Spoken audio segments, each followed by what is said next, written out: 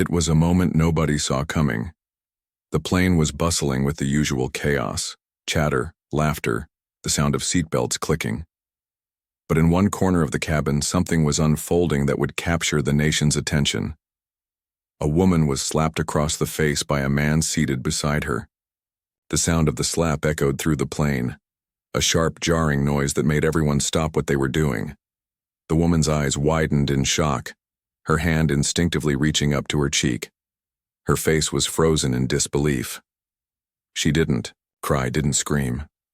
She just stood there, stunned, unable to process what had just happened.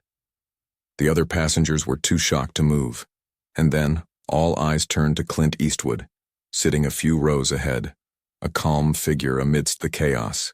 Clint, as always, had seen things most people could only imagine, but even he couldn't ignore the brutality of what had just occurred. Without a moment's hesitation, he stood up. His movements were deliberate, measured. He wasn't just some Hollywood legend anymore. He was a man who knew what it meant to stand up for what was right. The tension in the cabin reached a fever pitch. Would Clint Eastwood stay silent, or would he do something about it? The entire plane seemed to hold its breath as Clint Eastwood slowly made his way toward the man who had slapped the woman. Every eye was on Clint, the tension so thick it felt like a movie scene. The man, sitting arrogantly with his arms crossed, didn't even notice Clint approaching him at first. He was too busy muttering something under his breath, clearly unbothered by the chaos he had caused. But then Clint stood right in front of him, his towering figure casting a long shadow over the man. "Did you think no one would notice?" Clint's voice was low, but it carried across the cabin with startling clarity. The man looked up, caught off guard. His confidence wavered for just a second, but he quickly masked it with a sneer. "Mind? Your business, old man," he scoffed. But Clint wasn't having any of it. The woman, still trembling, had her hand over her cheek, eyes welling up, but she hadn't moved. Clint turned to her, his eyes softening. "Are you okay?" he asked gently. The woman nodded silently, too overwhelmed to speak. Clint then turned back to the man, his gaze hardening. "You don't get to put your hands on anyone, not today, not on my watch." The man stood up, towering over Clint, trying to assert his dominance. But Clint wasn't backing down. He had been in worse situations, faced tougher opponents. He wasn't afraid of this man. "You think you're some kind of tough guy?" Clint's voice rose just enough to carry over the murmurs of the other passengers. "You picked the wrong person to mess with." The man hesitated for a moment, uncertainty flickering in his eyes. Clint wasn't just a celebrity. He was someone who had lived through countless battles, on and off screen. The plane seemed to hold its breath, waiting for the inevitable showdown. Would the man back down, or would Clint have to take matters into his own hands? The man, now visibly nervous, took a step back, his bravado quickly fading under Clint's unflinching gaze. The passengers were watching, some holding their breath, others pulling out their phones, ready to capture what was unfolding. Clint Eastwood wasn't just a star in Hollywood. He was a symbol of justice, and the crowd could feel it. The man cleared his throat, trying to salvage whatever pride he had left. "This is none of your business, old man," he muttered, his voice shaky. But Clint, without flinching, stepped forward once again. "When you hurt someone, it becomes everyone's business." Clint's voice was steady, almost eerily calm. His words were not just directed at the man, but to the entire plane. He wasn't going to let this act of violence go unnoticed. The tension was unbearable. The man, looking around at the passengers who were now openly judging him, felt the weight of the situation. Clint wasn't just standing up for the woman anymore. He was making sure everyone knew that this kind of behavior would not be tolerated. The silence in the cabin was deafening. It was like the whole world had paused, waiting to see how this moment would unfold. Then, something unexpected happened. The woman, who had been silent until now, stood up. Her eyes were red from crying, but there was a newfound strength in her posture. "It's okay, I don't need anyone to fight my battles," she said, her voice shaky but firm. The man looked at her, stunned. He didn't know how to react to her sudden show of strength. Clint, on the other hand, stepped back, nodding in approval. Sometimes it's the quietest voices that make the biggest impact. With that, he turned and made his way back to his seat, leaving the man standing there, his arrogance shattered, his pride gone. The crowd, who had been holding their breath for what seemed like an eternity, erupted into applause. Clint Eastwood had done more than stop an act of violence. He had shown everyone what it truly meant to stand up for what's right, without ever lifting a finger in anger. The aftermath of that moment would become legendary. As the plane landed, Clint Eastwood quietly slipped out of his seat, blending back into the crowd like it was just another day. But for the woman, her life would never be the same again. News outlets picked up the story, but it wasn't just the shocking slap that made headlines.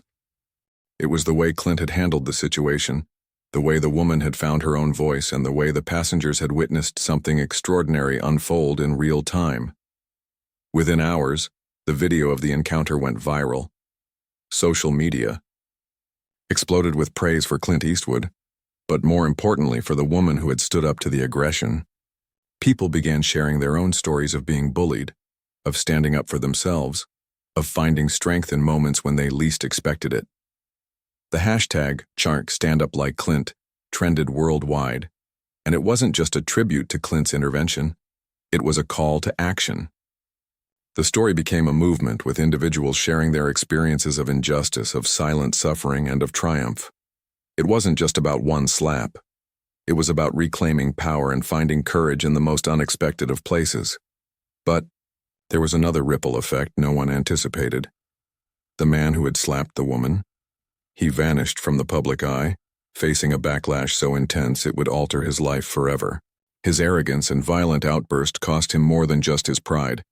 It cost him his reputation, his career, and his dignity. Meanwhile, the woman began receiving messages from all over the world. One of those messages came from Clint Eastwood himself. In his signature, understated style, he wrote, "The world is full of bullies, but the world also needs more people who will stand up, just like you did." That simple note, sent via a publicist, would become a symbol of the support she had gained from that moment. The woman had never expected any of this. All she wanted was to get home, to be left in peace. But what she didn't know was that she had just become part of something bigger, a symbol for courage and empowerment. And Clint Eastwood, as always, had done more than just stop an injustice. He had sparked a revolution. Weeks after the incident, the ripple effects were still being felt. The woman, whose life had been turned upside down in a matter of hours, found herself receiving invitations to speak at events about self-empowerment and standing up against violence. Her life had shifted from that one flight, from that one brave moment when she decided not to let the injustice stand unchallenged. But the biggest surprise was yet to come.